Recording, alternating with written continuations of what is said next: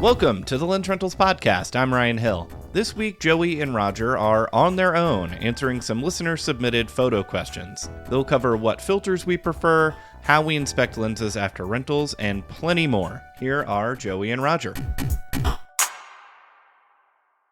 Welcome to the Lensrentals podcast. I'm Joey Miller, and we've also got Roger here today. Here, present and equal. What are we doing today? We're taking questions today. Yeah, customer questions. So let's just start it off with a big one. It is a big one. Let's go. Right. This is from Callum. What is the rationale for buying or renting an f1.4 prime lens that costs double or triple what the equivalent 1.8 prime from the same manufacturer costs? The main points that perplex me are A, the 1.8 lenses are often just as sharp or sharper when compared at equal aperture settings, and B, in low light, the quality penalty for making up an extra 2/3 of a stop of exposure by adjusting ISO rather than going to 1.4 is pretty minimal on a modern digital camera. I've seen at least one reviewer suggest that 1.4 lenses trade sharpness to optimize other qualities that lead to more aesthetically pleasing photos like bokeh or rendering, etc. But I haven't personally tested enough different lenses to know whether I buy this argument. What have your experiences been? You know, the question really summarizes the answer pretty well. It really does. I'm old, so I remember when if you wanted that aperture, adjusting ISO had a high penalty, and that was a good reason. I'm also a good example of, they say rich people are cheap. And frugal. I think the word is frugal. That's a better word. Yeah. But people are always like, well, you could buy anything. Well, sure. And I'm the guy that sits here and weighs cost benefit, with a spreadsheet before I buy a pencil. It is no longer usually even a good investment to buy an f1.4 lens. Agree. It's a status symbol. Agree. Some people actually need it. And as the guy asking the question said, some of those f1.4s have some beautiful bokeh. Sure. And they're very smooth and better look than upping your ISO, even though that no longer comes with a penalty, really. Right.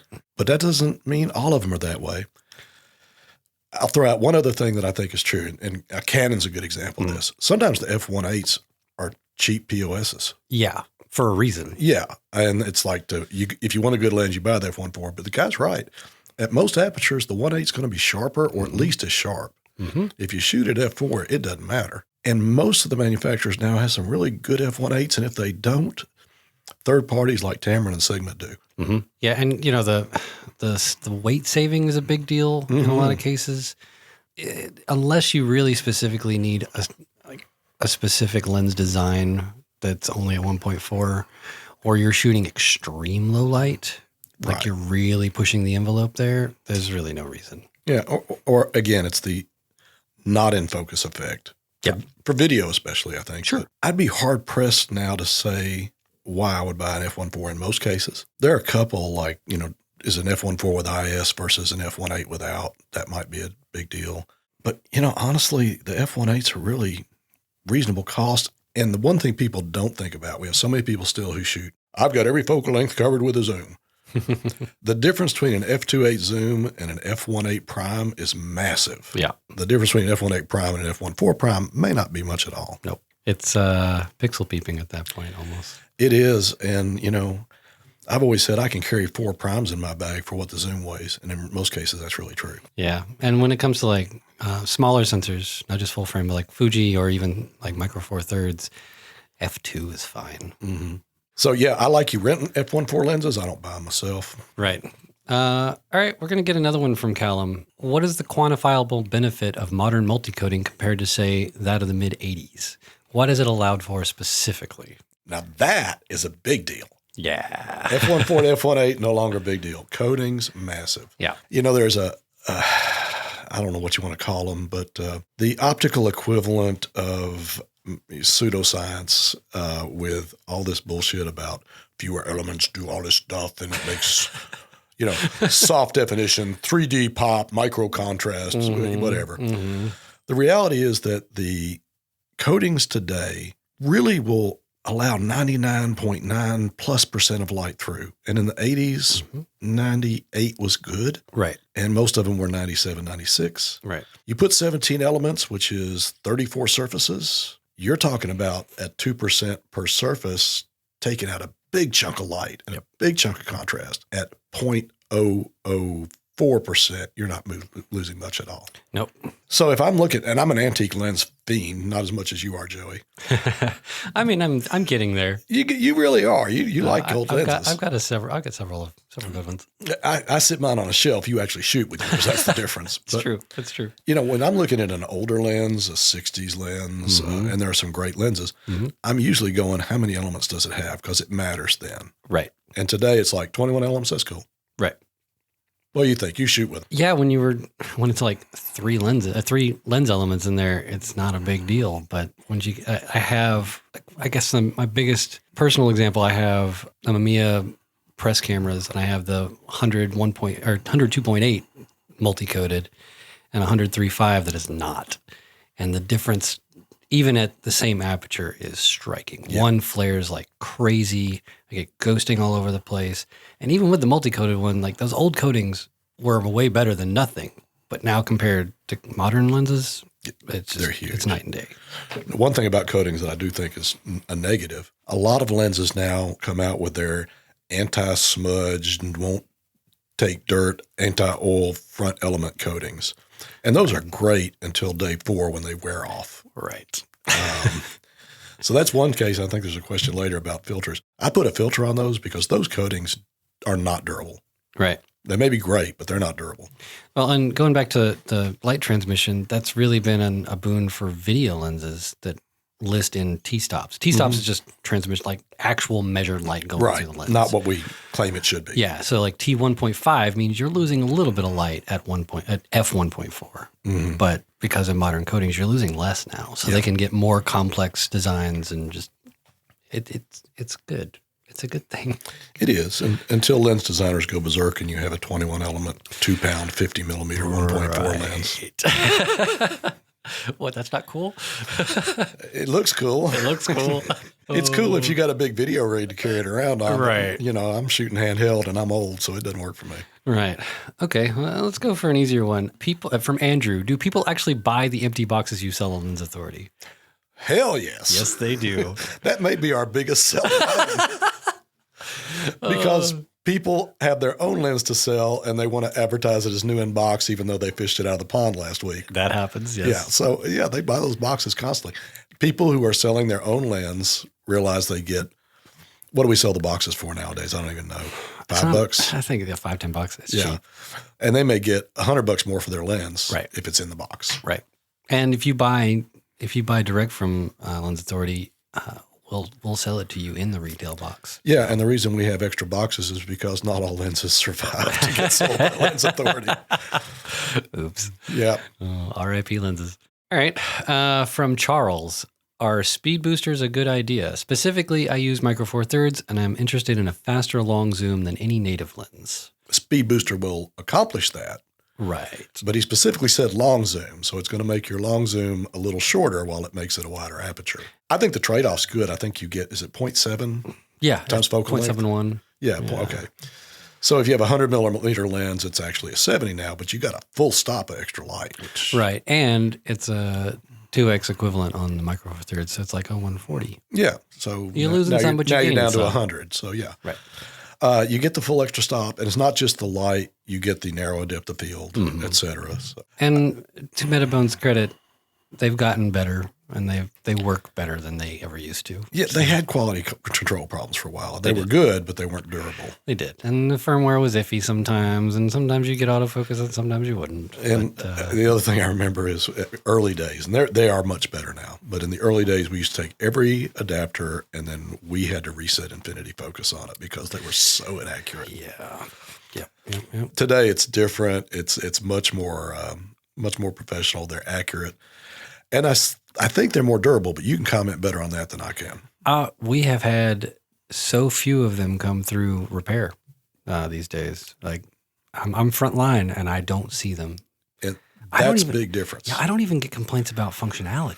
5 years ago, we used to get that all the time. And that's one of the things I think is a good example of why you don't always go online and ask everybody. Right. Because all those guys that had one 7-8 years ago and are pissed off will still tell you they're not good. They're still pissed off. Yeah, they're still pissed off. But they're really good now. They're very high quality. They're really good. I think they're up to generation 5 or 6 now. Yeah. They're great. And their manufacturing and things and I know from like 2-3 years ago, was 5 or 6 times as big and had 5 or 6 times the equipment that they did when they started. Yeah, and optically, they're looking good these days too. I mean, they never looked bad, but they definitely look a little better now. Yeah. Speaking of optics, you lose a little bit? You lose a little bit. I don't think it's very much. It's not, I mean, it's not enough. Not enough to worry about. Yep. It's really not, Not for the especially for trade-off what you you're getting, yeah. Yeah. And their cost is pretty reasonable for what you get to. Yeah, was it like $400 or $500 now? Yeah, compared to buying a new lens, it's a big deal. All right. Also from Charles, what checks do you do on a new lens before you send it out? We have a whole group of lens techs. The first thing they do is visually inspect it. You know, they check, they take the protective filters off. They check front element. They check rear element for any kind of scratches, any kind of dust. We look for internal dust.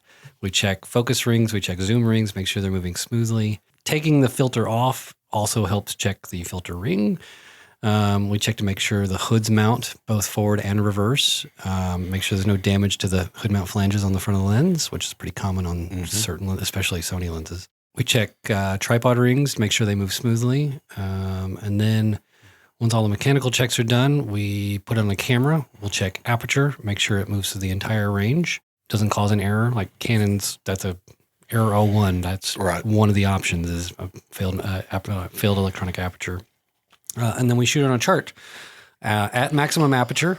The charts we use are a modified ISO 12233 chart that we have personally modified. Actually, they've been modified so much that they've kind of left that because It's kind of our own chart now. it is our own chart because what we really want to check on these lenses is often astigmatism, which Yeah. ISO 12233 doesn't do.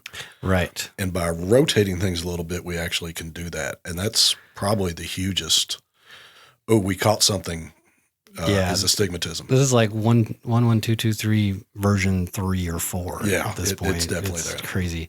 But anyway, we shoot them. If it's a zoom, we shoot them at both ends of the zoom at maximum aperture. We're checking center sharpness, corner sharpness, evenness across the frame, distortion a little bit. And then we'll check autofocus to make sure it hits infinity, hits minimum focus and back and forth. And then we send it on its way. A couple of things I'll point out. When Joey talked, half of what he described was the physical examination of the lens. And people at home were like, I'm shooting my brick wall. It's like, have you looked at it? Right. Did you shake it and see if it rattles? Yes. Note to everybody, they shouldn't rattle, except for the IS unit maybe. Image stabilizer units will typically rattle. If you get a Canon one, it means it's not parked. Right. Well, some of the new Canons don't park now too. And don't fully park. Yeah. If you hear like a little tinging of a tiny screw inside, that's a bad sign. That's a bad sign. If the rings don't move smoothly, bad sign. And it's interesting how many people spend an hour going, my lens is soft in the right corner. And then when you actually look at it, it's like, yeah, see this big dent on the side?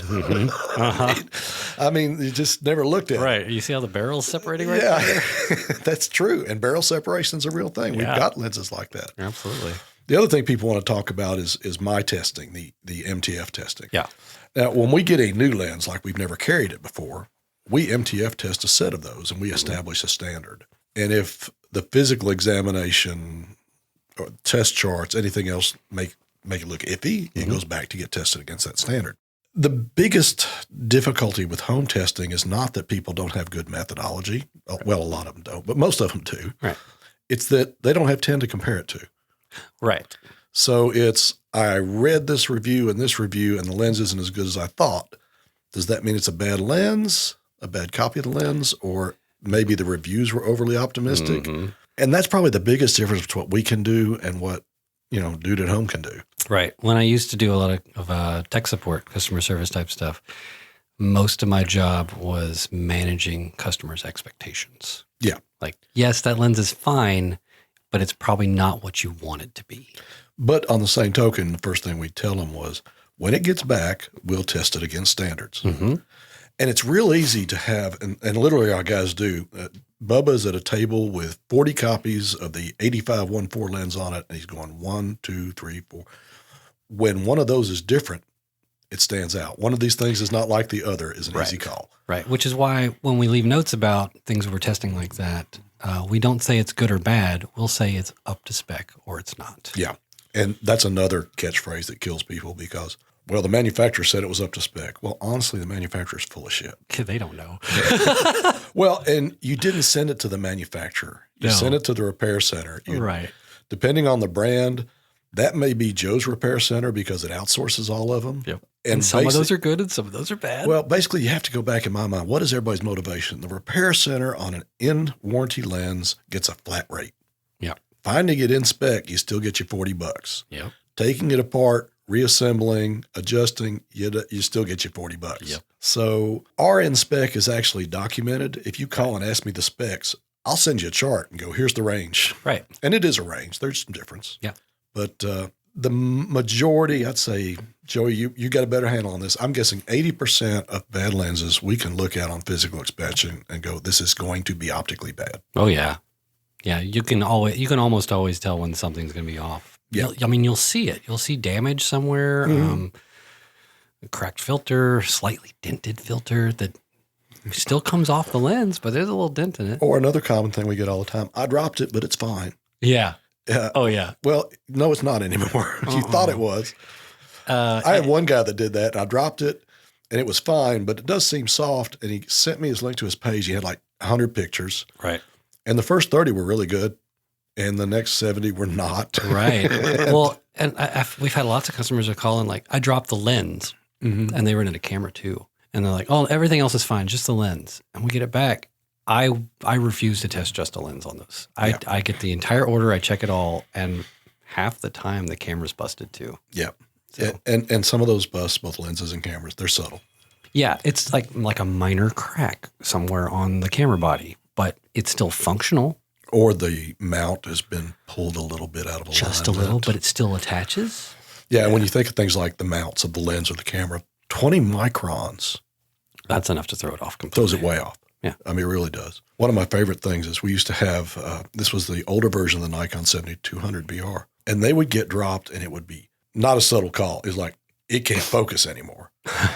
And when we take them apart, there was one element that was just held in by kind of a press-in plastic thing. Oh, no. And we just physically press it in and the lens would be fine. The misalignment was so subtle, you could hardly tell it. It was maybe 0.2 of a millimeter. Jeez.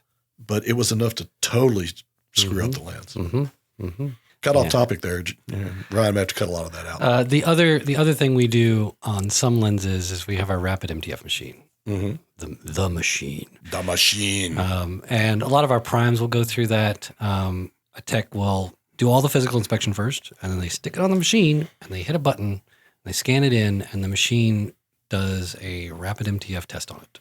Somebody brilliant developed that machine. Yeah, somebody just absolutely genius did that. 3 years of my damn life. And it works really fast and really well, and it tells you pass or fail. And there's a good reason. Somebody's going to ask, why don't you test the zooms? The reason is basically the wide aperture primes with their narrow depth of field, they are much more, I don't know what the word I'm thinking of, they'll show the slightest bit of problem. If I test every zoom we have, no zoom, we've tested probably 25,000 now. No zoom in history has been perfect at all three focal lengths we test, long, short, and middle. They don't. It's too many variables. So we will test a zoom if we think it's not okay somewhere, and we do have standards for them. But the primes get run on the machine every time. Yep. I mean, we rent a large number of both. So yeah. But if somebody rents an f1.4 prime, they're probably going to shoot it at f1.4. Right. And the good thing about the machine is it tests at infinity. Yeah. So all you astrophotographers out there, your lens got tested at infinity. Yep. We know what it looks like. And if we keep records on those, like we can go back and look at it. And that's the other thing we talk about, the drops. For most lenses, prime lenses at least, we can not only test the lens, we can pull up its last test. Yeah. And when I was developing this thing, at one point, we had a database of about 14,000 tests where we would pull up a lens and go, let's look at the 16 times we tested it. Right. And it would be fine. And this is going to relate to a question we have later, but sit here for 2 years, never changed a bit and used heavily. And then came back with a dented filter ring and it's optically different. Yep. So automatically. That's a good thing we do too. Yeah. All right. We're going to take a quick break and we'll be right back.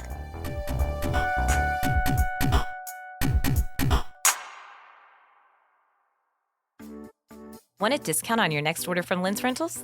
Head to lensrentals.com/podcast or follow the link in the show notes for a coupon code. As the largest online photo and video equipment rental house in the world, Lensrentals has been supplying both professionals and hobbyists for over 15 years. We carry everything from cameras and lenses to drones, computers, even VR headsets, all shipped straight to your door for whatever length of time you need. Rent the gear you need to get the shot and grab a discount at lensrentals.com/podcast. That's lensrentals.com/podcast. And we're back. We're going to dive right in And here. good to be back. Yeah. This one's from Henry. You all talked about filters and testing, but you didn't say which ones you liked best. So which ones do you like best, particularly for lens protection? Oh, we did talk about this. Well, we tested them because we wanted to look at transmission and did they change the color, which was a big deal. Right.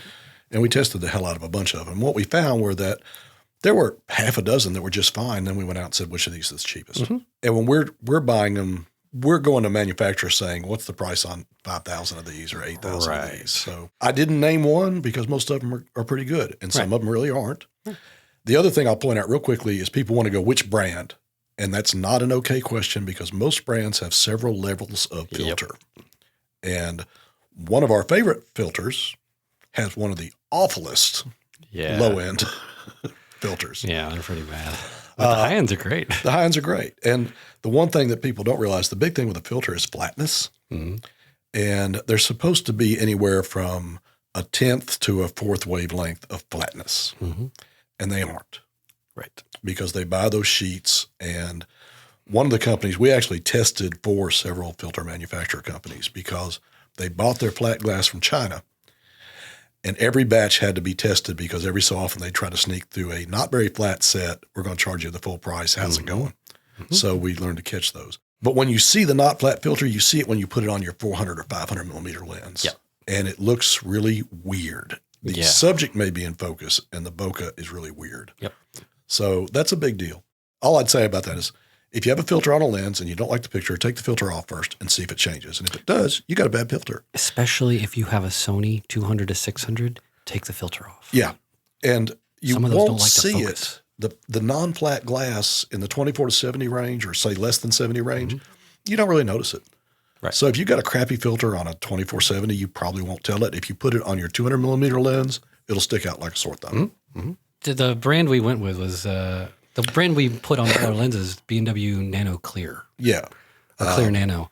But we're changing now. Yeah, because we can't get them anymore. Yeah. So there we go. And we did another set of tests, and I don't even know what we went with. But I'm not sure what we've landed on. We sent purchasing like 5 names. These are good. We basically need a manufacturer to step up and say, we'll just make you lenses, make you filters and no one else. From Andrew, in your opinion, as a company that repairs thousands of cameras and lenses, what brands have the best reliability and repair records? I'm considering switching from Sony to Nikon for my architectural photography, but I hear a lot of Nikon repair horror stories. Yes, you do. Yeah, you'll probably hear some Sony ones too. Yeah, I'll tell you that the deal is probably, to me, Joey's going to talk at this more length, but it's not the manufacturing difference. Like, is this manufacturing brand more likely to have a problem? It's the when it has a problem, can you get it fixed right? Right. And in America, here in America, Sony is better than they were, which means they've gone from horrible to maybe okay. To okay.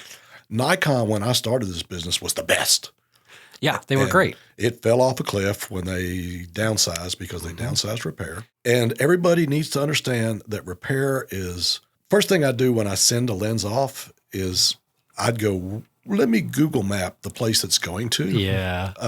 Because Nikon factory service, Sony factory service, it ain't their factory service anymore. It's not. It's somebody else. Canon's got good factory service in the U.S. Canon still has good factory service. What about the others? You see more than I. If you live in New England and you can ship to Melville, New York, then Nikon's still probably good. Except Melville ships it out to somebody else sometimes. Yeah, but at least you'll get it back quick. I hate that. I used to recommend Midwest Camera for a lot of things, especially Nikon stuff, because they used to be really good at that. And I haven't heard anything good lately. Not that Midwest Camera's not good. They're great for other things. Well, if we're going to do shout-outs, Nikon's problem. if it's my own personal stuff, it all goes to Phototech in New York. Yeah. I mean, they handle all the Sony stuff. Yeah. And they do a good job. They're far better than the factory service for everybody but Canon. Yeah. Canon factory service is really good. Not everybody's going to be happy with them, but as somebody who sends thousands, I tell you they're generally good.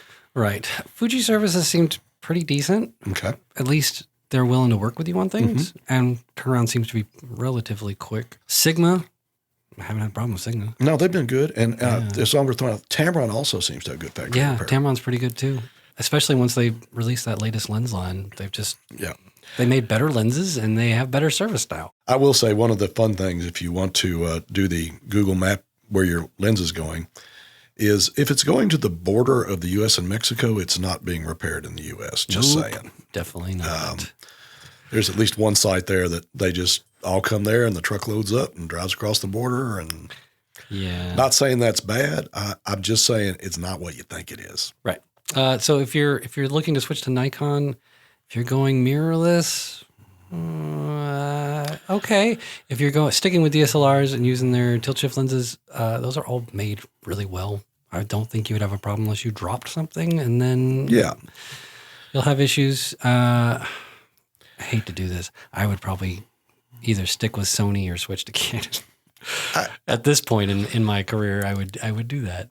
I think as far as quality out of the box, I don't think you're going to see a great difference. No, you won't. We don't see it in repair rate. Mm-mm.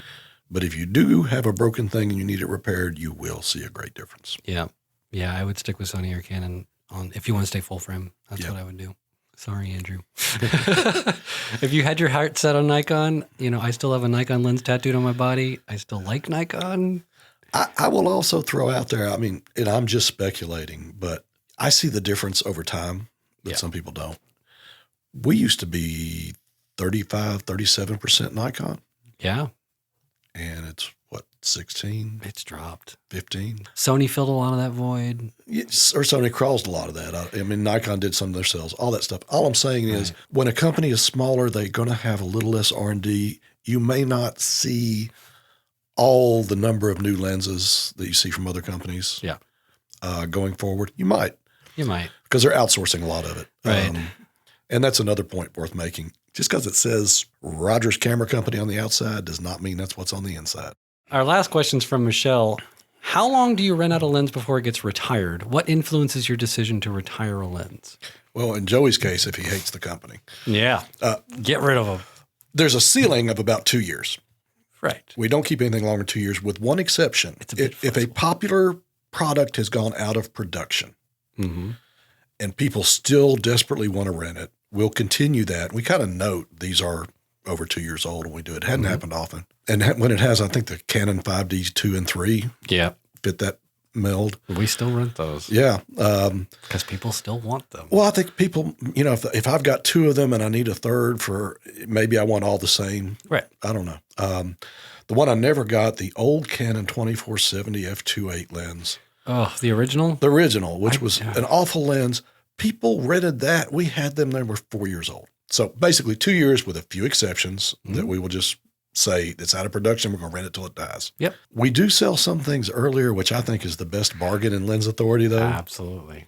One of the really sweet spots, I think, tell me if my timing's off, at about the 6 to 9 month mark after a new camera release, we often find we have too damn many. Yep, that's about right. And so suddenly you see the Canon 12DX that's 9 months old is suddenly on the LensAuthority page at a decent price, and it hadn't been used much.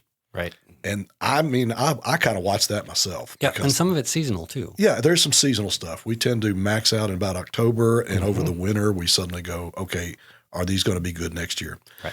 So you can find stuff that's not nearly 2 years old. Some of it's under a year old. There are also, I think we order mostly by computer now. Yeah. But in the old days, there were Roger Follies.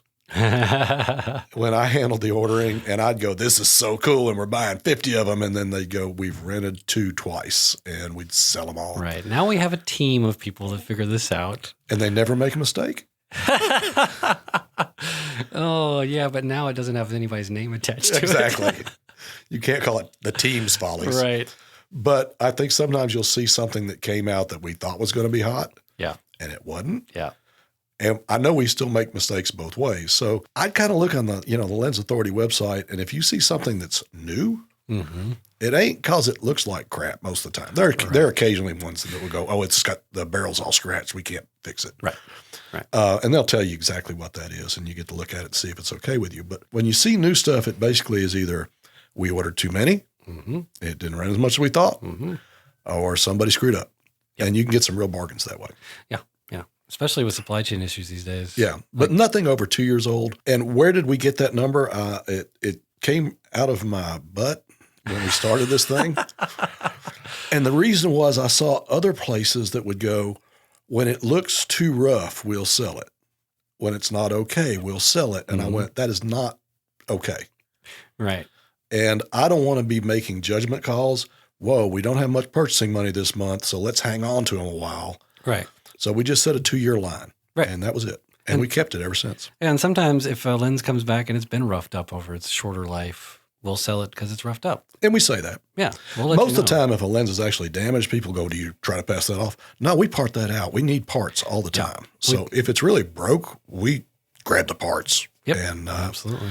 Tyler once said we treat a lens like a buffalo. We use every part of it. We do. We do. We absolutely do, especially these days. Yeah, you can't buy parts a lot of places this time. So when we repair a lens, it's because another lens died. Yep. It's like a transplant service. Yeah, absolutely.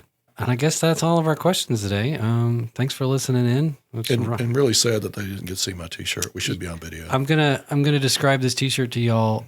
It is 5 commas in a row followed by a chameleon.